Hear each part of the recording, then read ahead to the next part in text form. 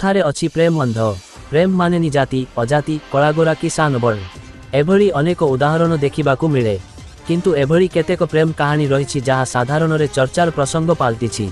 सेमिति एक प्रेम को नहीं उत्तर प्रदेशर कासगंज जिल्लारू खबर सामना को आसीछि। छुआर माँ टी पिलार बाप सह फेरार हो जाइछंती। एबे सेमाने वयस्क प्रेमिक और प्रेमिका तालिकारे जोड़ी होइछंती। एहा व्यतीत सेमानंकर आउ एक संपर्क हेउछि सेमाने भाभी समुदुणी और समुदी। महिलांको झियो सह व्यक्तिंको पुअर बाहाघर ठीक होइथिला।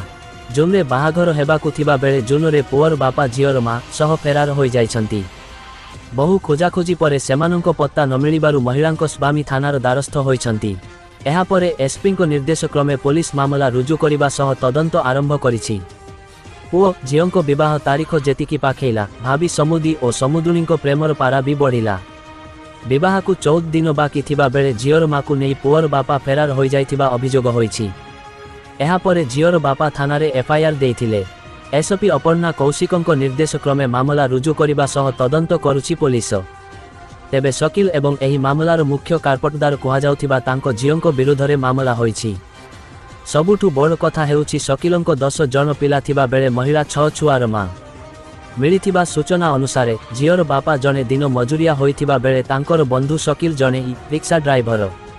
शकील तांको घर को 28 वर्ष हेला जास करुथिले।